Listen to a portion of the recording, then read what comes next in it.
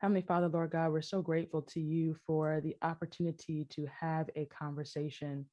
And so we ask right now that you be in the midst, that you bless our guests, and that our audience is enriched by the conversation that we have this morning. It's in Jesus' name I pray this. Amen.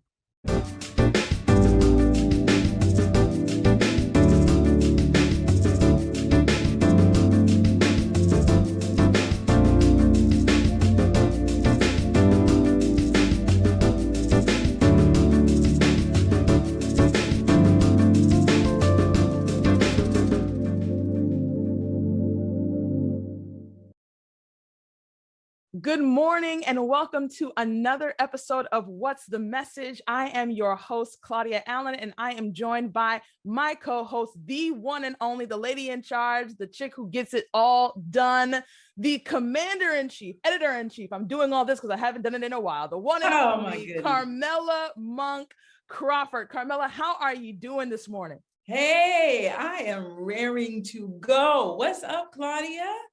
I'm good, Dan. An interesting week. I've been watching news and there's so many serious things that we've been working on, but to be able to come today, I mean, for one, I just had to mention this whole Hannah Nicole Jones thing. Did you see this? Where they want to deny her tenure.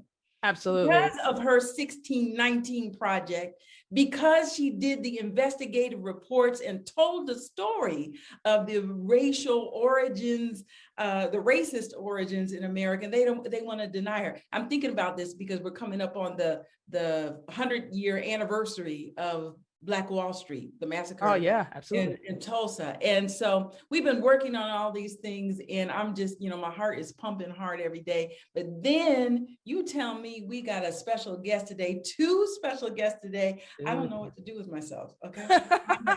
Listen, no, yeah, both of those stories. I've been seeing so many posts of survivors of the Tulsa riots, African Americans who are, like centennials, like they're over 100. Yeah. And they're sharing like firsthand lived experience from that. That's been mind-blowing. And then the fact that they're not giving her tenure actually enraged me, because I was like, if anything, the 1619 project is the reason why she should be given it for that kind of, academic work. But, that's another conversation for another day. Like you said, to say excited would be a gross understatement for how I feel right now, because I am a huge, as our former president would say, huge fan of of Married at First Sight. And this morning we have none other than one of the experts, Pastor Cal Roberson. He is one of the experts for the show Married at First Sight and is also a pastor. He is an author. He is a husband. And today we are going to have what I think is going to be a fantastic conversation, because I don't know about you, Carmela, but I think one of the things that fascinates me the most about Married at First Sight is the fact that it's basically arranged marriages. See, I've been talking about this, Claudia. And you have been talking about it. I knew you would come around. I didn't say it was coming around, but I am certainly fascinated about how they are engaging in arranged marriages here in the U.S. So, Pastor Cal, welcome to the podcast. Thank you so much for being here. It is my extreme pleasure being with you guys today. Claudia and Carmela, it's a pleasure. So, Pastor Cal, I have to start here. How did you even get involved with Married at First Sight? Wow, what a story. My wife and I have been doing marriage counseling. We've been doing conferences, actually, probably for the last 12 years, and nationally and some international. And we also had an online presence where we were counseling people and giving, information on marriage, health, et cetera. And we were actually contacted to help by a casting agency to help them find a couple for one of their shows. This is our production company, Kinetic Content, to help them find a couple. So we told them, okay, fine, we'll work with you. So we did that. And the couple constantly, while they were on the show, was constantly talking about us. They were talking about what they learned from us, and Pastor Cal and Wendy, et cetera, et cetera. So they wanted to film us doing a counseling session. And so once they did that, they were texting and what have you, and they decided, okay, we need you guys to work more closely with the company. And so that was the beginning. And later on, probably about a month or so later, they asked me, what would I do to improve Married at First Sight? What could I do to change or to help on the show? And I told them. And so they asked me to be involved, and hey, the rest is history. Wow. What did you tell them? You tell them, you need to feel like me, okay? Because I'm gonna just tell it like it is. That what you said? Well, one thing I suggested was that there was a need for diverse representation on the show, from an expert perspective, because at that point, they were having Black couples. I think for the first 3 seasons. The first season they had one. The second season, I don't think there was, but the third season there was. But yet there was no one there who actually, could speak to couples from that perspective. So I told them that's definitely a need, and also they need someone who had some vast experience in counseling couples, which I've been doing as a pastoral counselor for 20 years. Wow. So they understood and they agreed. And here we are. So this has been burning for me. Every season I watch, I always want to know, is this a social experiment or is this real marriage, Pastor Cal? Wow, Claudia. Look, that is probably one of the most frequent questions I get. I'm going to be straight with you. All right. This is message, right? Yeah. So I'm a message. Here's the deal. This is not scripted. This is not prepared. What you see is absolutely what you're getting. Wow. These people are for as many quirks as you see, for as much strangeness as you see, for as much success as you see. This is all real stuff. And I say it like this. If I don't know, okay, now Claudia, you're not married, are you? I'm not. Carmela? I'm married, but you're married, okay. Claudia. I'll use you an example. Okay, go ahead. I'll use you as an example. Okay, now you seem like a reasonable, happy woman, so I'm assuming you have a reasonable, happy marriage. Great. So, but if I were to take a camera and put it in your living room for 40 hours a week, you're shaking your head already. Can you imagine the kind of drama, suspense, comedy, intrigue that you would find just from filming your family? Yeah, it would be crazy.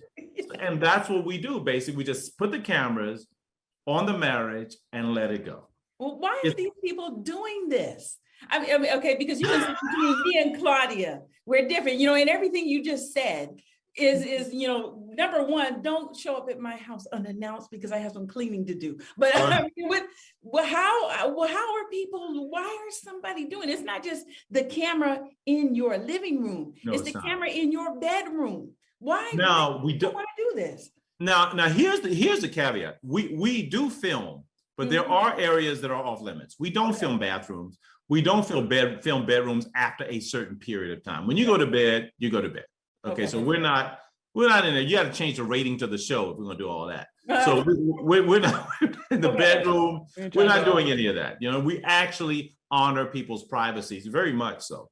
But the reason people are doing it is because people still believe in marriage, and we have roughly about, I think it's like 12 or so after this last season, 15 couples, I think. Is it 15 couples, I think, that are still together, that are married, that are actual marriages. Yeah. We have over 9 babies. So people see this and they're like, wow, this works. And all the shows, and I'm not trying to throw shade at, Bachelor and Indian people, but of all the shows out there, right, that are doing this, we have the best statistic for success. Wow. So do you feel like the success has to do with how you guys are partnering people together partially, or is it about the willingness of the participants to do the work? The answer to those questions is yes. I think it's both. The way we partner, and this is what a lot of people don't know, we do not just randomly choose people. I mean, we've had over get this. This is mind blowing to me, even when I say it. We've had over 75,000 people apply to be married at first sight. Wow. Closing in on 100,000 people have applied every season.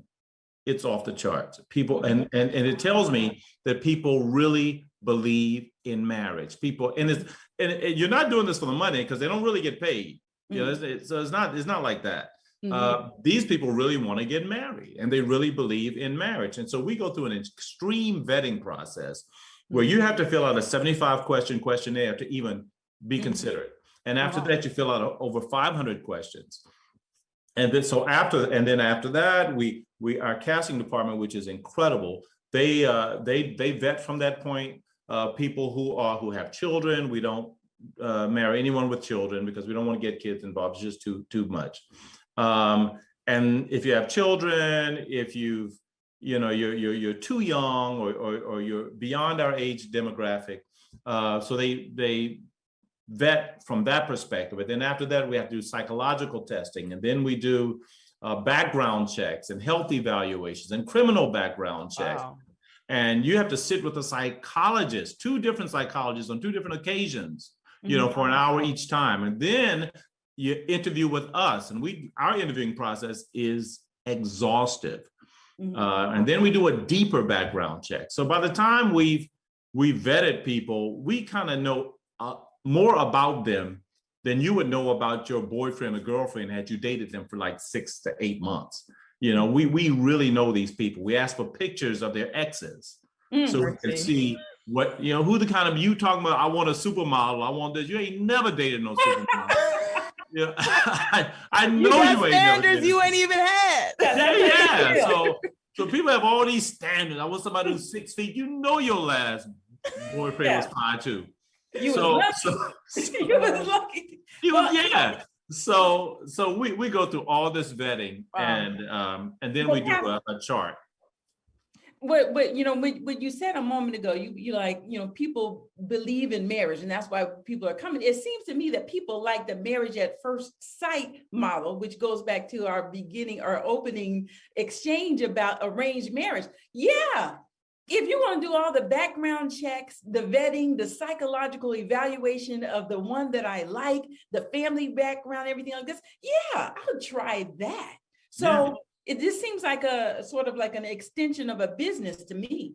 Oh, absolutely. People are sick of dating, and they're sick of dating apps. People are sick of that kind of thing. What we hear quite often from couples is, we want to get beyond the dating thing and just find somebody for me that I can be compatible with and just settle down. And I think that it's like people don't want to go through all that mess. Yeah. They want to just be married and just be happy. So and the married at first sight part, there's a certain excitement to it.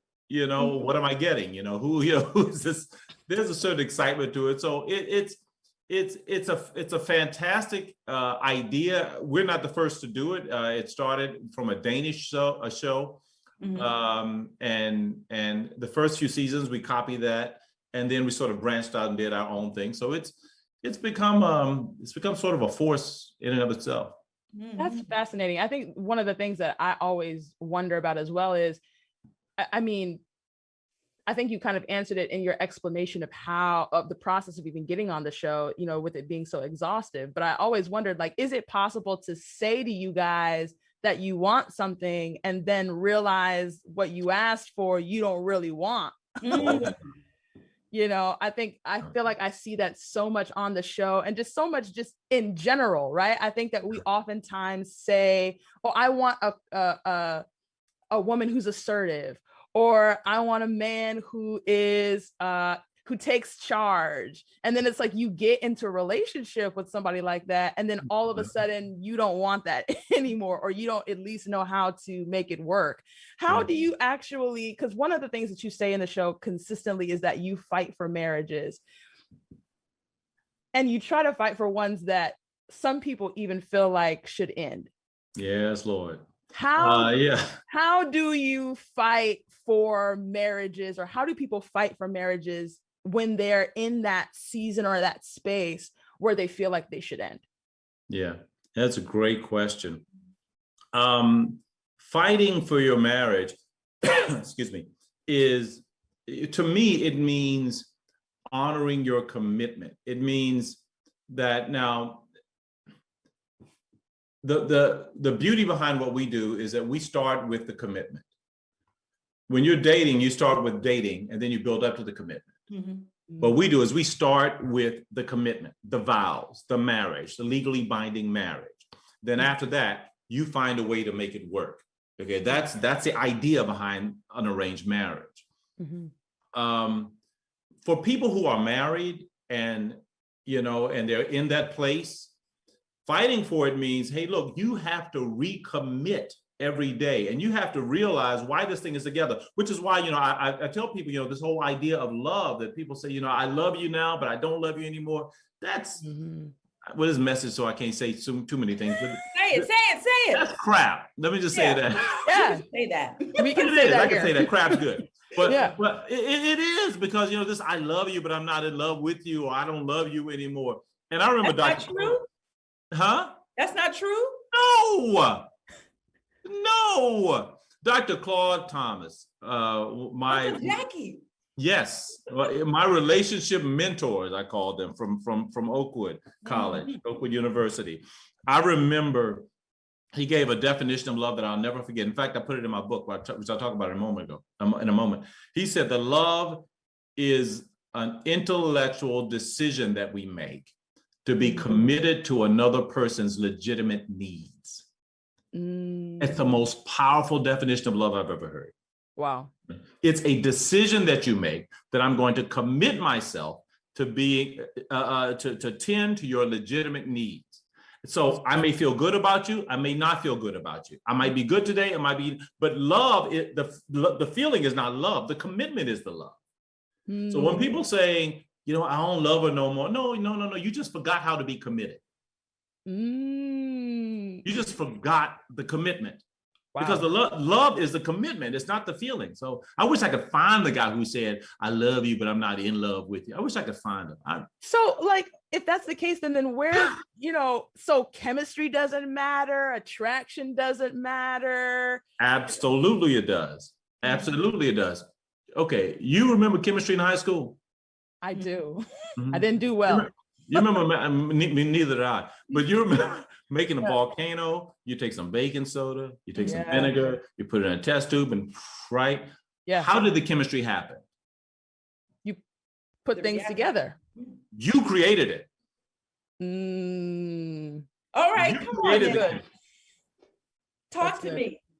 You did that. People believe that chemistry is just this vacuous thing that's just floating out there in the air, and one day you'll find it. Just like they believe love. One day you'll find love. One day you'll find chemistry. We don't know. You create chemistry, and you create chemistry by what you tell yourself. Okay, you can learn to love anybody. You know doggone well that you've met some people. You're like, I don't like the way they look, but you hang around them. You learn. You see their value, and you're like, you know what? They all right. You're not too bad. They're not too bad. Then before you know, you head over heels in love with them because you grew in love. You don't fall in love. You grow in love, because anytime you fall, you get hurt. When you grow, you have control of it. You can nurture it. You can water it. You can do what's necessary to bring it to fruition. Wow. I want to ask you, my whole family watched the season with Iris and what was not that one yet. I remember. Iris and Keith. Yeah. Now, my mother, my mom was watching this, right? Oh, so I did my own little social experiment, right? So we watched the first half, and then we were on the road, so she didn't get to see the rest of it. We happened to be on a long road trip. And so I said, do you want to know what happened with the rest? And so we talked, and I didn't tell her. I said, why don't you tell me who you thought made it? Wow. My mother was 100%. I bet she was. And I was amazed at the things that she could see were working and not working, and where, So I guess my question to you is, talk to me about the stuff how do you personally feel when you see this thing going south? And the fallout and the hurt. And are these people getting counseling afterwards? Because here they just got dogged on national TV. You know what I'm saying? Oh, absolutely, absolutely, yeah, yeah. I mean, it's always painful. Now, you know, there was one, Keith and Iris. I had high hopes for them. I understand why they chose to go the route they did. Could it have worked? Yes. But you know, we all have free will. I do believe that when I see couples that could work and they're just making stupid decisions and they're not listening, and just I see it spiraling out of control. You know, it's very disheartening, because believe it or not, I mean, we all, myself, Dr. Pepper and Dr. Viviana, we are so invested in this. And we want these couples to succeed. But the reason that couples do succeed on Married at First Sight is because they listen. The ones who succeed listen, and they realize they don't know it all. Bobby and Danielle from Dallas, Texas. Bobby was completely attentive. Whenever I talked to Bobby, he took notes. And he simply took notes, listened, and implemented. Wow. Greg and Deanna. Greg was the same way. Greg was a sponge. Deanna was also. Deanna said something, I don't even know if this was aired, but I'm going to say this. Deanna made the decision. She said, whoever I see standing at the altar, when I open the door, we're going to be married forever. Wow. It's a mindset. Said, I don't care. Wow. Yeah, it was her mindset. Wow. And from that point, I said, this couple will make it, and they're going to make it for the long haul. And everybody now wants a Greg. Find me a Greg. Find me a Greg. Well, what it sounds like we need to do is find us some people like you, like my mom, who can help. And here, I mean, I'm really not into arranged marriages, but I just think this is fascinating that people are saying, if I can trust you, I will do this, but I need to find somebody that I could trust. Yeah. Pastor Cal, go ahead. So, no. Do you feel like sex is part of the problem? Because as I've watched several seasons, right, you know, whether it's Iris and Keith, or whether it's Ryan and Clara, or whether it's, you know, Karen and Miles, there seems to kind of be, can you come on the show if you are someone who is slower when it comes to physical touch, if you're not very open to having sex with someone just because you're now legally married? You know, should you just kind of avoid this show altogether if that's your situation? I think that I think you still could be a great candidate for the show, because I mean, to be honest, I mean, let's go back to the first season with Jamie and Doug. I mean, but people may not know this. If you looked at it, they didn't have sex for the entire show, and probably for months after, and they remained married. Of course, now they're happily married. They have 2 children. I mean, they're doing great. And the same for Karen and Miles. As we're talking about them, they are. It was very tough. It was tough for him. And what y'all don't know is that I had many conversations off screen with Miles, you know, just to help him through that. To help him through that, which is what we all do quite often. I mean, all 3 of us. I mean, we spend so many hours that are not recorded talking to people. You'd be surprised. So I believe that sex can be an issue, but I've always believed that it's never about sex. It's always about how you're communicating about sex. It's always about, you know, how you are. I believe that sex is the highest form of communication. And that when you actually get to a point where you're communicating properly, you're communicating in a vulnerable situation, and you're being completely open and feel safe with that person, sex is never an issue, unless there's, of course, some physiological issue. But sex is never the problem, you know, when the communication is in place. It's not. I want to say something about those arranged marriages that Carmela mentioned, though, because what's interesting is that 55% of marriages all over the world are arranged. Right? And most recent statistics say that in India, I think it's like 90% of marriages in India are arranged. Now, here's the beauty of this. of those arranged marriages, there's only roughly a 6 or 7% divorce rate. Wow. Wow. And the question is why?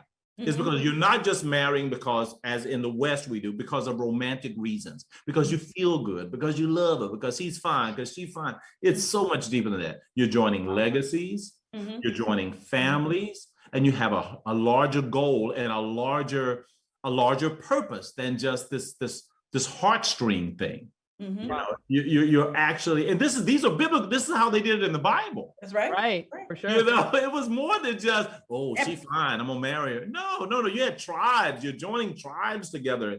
It was much deeper, and I'm hoping that that's what we can. The camels and stuff. You know. Yeah. That's important, I think. No, but I think, I was talking to some friends about this.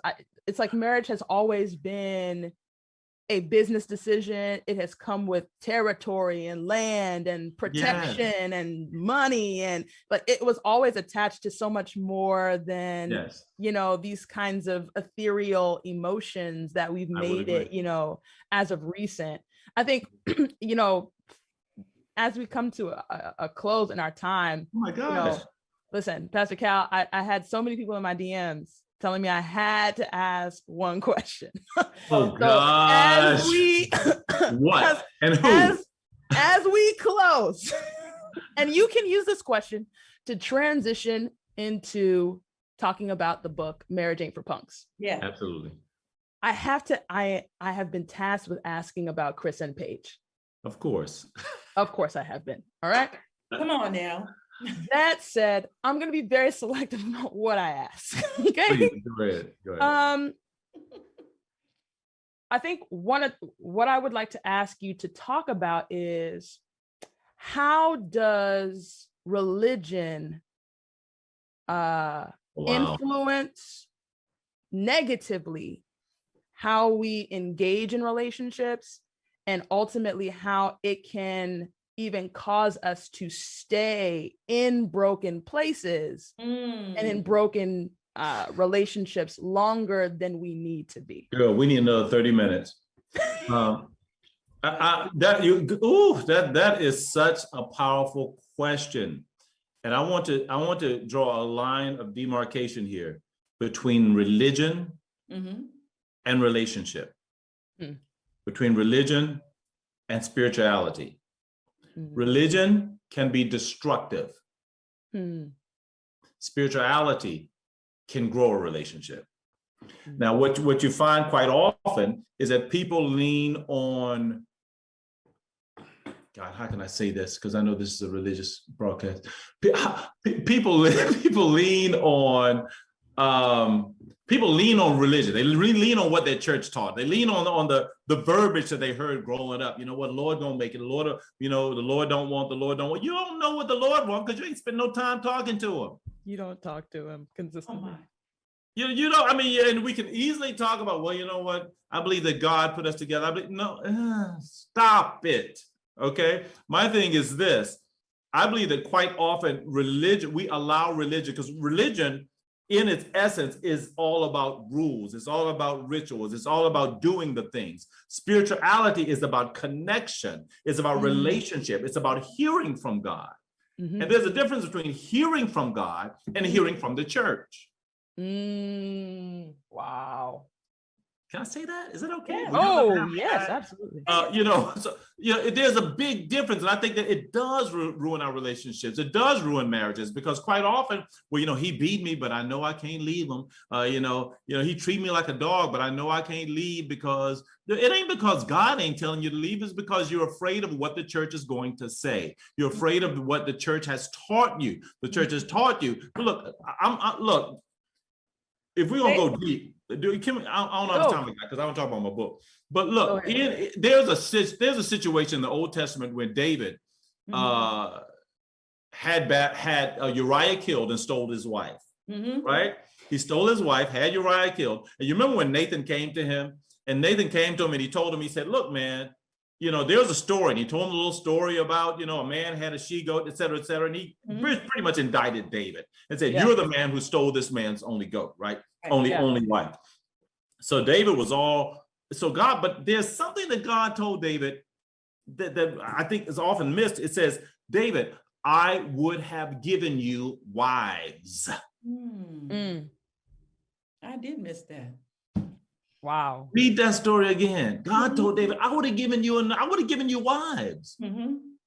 Now, which lets me know that God says, first of all, God understands humanity. Now, I'm not saying go out there and get yourself a bunch of wives or a bunch of husbands. I'm not saying that, because God says he would have done it. Okay, so the whole idea here is that God understands humanity. He understands our failings. He understands that marriages fail. He understands that sometimes it might take one, might take two, might take three. Church says, nope, that's it. Just one. Stick with that one till you die. Get beat to a bloody pulp. Let them treat you like a dog so that you're not worth anything, so that your self-esteem is in the gutter, but at least you're fulfilling the dictates of the church. No, that is not spiritual. That's religious. Now, Mercy. I believe that marriage ain't for punks. And here's my transition. Okay. I believe that all marriages can survive if you have two people who have the presence of mind to connect and understand that commitment of marriage. And you also believe that, once you get into this thing, like I was saying about Deanna, that it makes no difference. We're gonna die before we leave here. Okay. Yeah. And my wife and I, we've made this agreement. This is till death do us part, voluntarily or involuntarily. You're gonna have to die to get out of this union. That's you here. You here. All right. And so for the last 20 years, I put all of what I know, I poured this into this book, Marriage Ain't for Punks. And Marriage Ain't for Punks is, I believe, it's been called like a Bible for relationships. And it actually covers everything. It is not just for married people. We talk to people who want to be married. We talk about people who are divorcing. It even speaks to how do I get out of this situation and still remain civil? Wow. How do I get out of the marriage without losing my mind? So it ain't no joke. It ain't no joke. And it's a straightforward, unapologetic foray into relationships. No nonsense guide. So I'm not cutting. I got no cut cards here. None. Yeah. I wonder about the title as we're winding down. You pick that title, and it seems to me, based on what you said earlier about, I wish I could find the guy who said, I just don't love. It sounds like when you say marriage ain't for punks, there are some folks that you get frustrated with. And you trying to ask him to call up. Am I reading right? Yeah, you're reading. Yeah, you're reading right. Because yes, I so believe that, the reason we have such a high divorce rate is not because marriage doesn't work. It's because people don't work.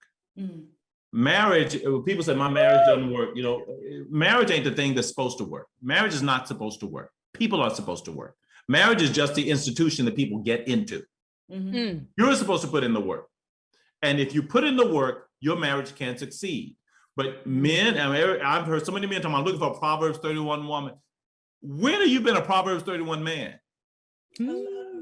Let's talk about that. You know what? As I say, I ain't got enough time. But a lot of that is here. Now, this is not necessarily a book that's for. It's not a. I don't quote a lot of scripture. It's not Jesus gonna work it out. It's not just pray about it and God will make it okay. It's a practical, no nonsense guide, and it's designed to cross the bridge. Whether you're a Christian, whether you're an atheist, whether you're whomever, this book can actually help you. And you can pre-order it wherever books are sold, actually, on any website. It's going to be, and I'm shout out to Hachette Publishing or Faith Words Publishing for just doing an incredible job. And you can buy it wherever books are sold. Look in your Walmarts, whatever. It's going to drop on, I'm saying it like it's an album. It's going to drop on September 7th. All right. Right, September 7th. Get Marriage Ain't for Punks. There it is. No, but seriously, I think, guys, we bring people on to talk about their books all the time, and more than likely because we believe in them or because of Carmel and I have already read them and we feel passionately about them. And so I was saying that jokingly, but I also mean that, like, get the book, because I definitely think, based on what I have seen and what we've talked about just this afternoon, Pastor Cal, you know, you clearly have just a perspective about marriage that is not often shared. It's not often talked about. And I think that it really can be an answer to what we're experiencing. I mean, there's so much talk out right now. I mean, people are listening to everybody from, what's that man's name? Derek Jackson to Brother Samuels, and, you know, all these other gentlemen who I think are not giving a holistic picture of what marriage is and how it can be of benefit to both men and women in a healthy way. And I think that that is what is so critical about this conversation. So all you guys, make sure that you get Marriage Ain't for Punks. Where can they follow you, Pastor Cal? They need to stay up to date with everything that's going on. Instagram, of course. I am Calvin Roberson. I am Calvin Roberson on Instagram, or Facebook. We have even a Marriage Ain't for Punks Facebook group, and YouTube channels. You can hit me up on any of that. LinkedIn, I don't know wherever. I don't think I've done TikTok yet. I'm not too familiar. Don't know how that works. But the rest of them.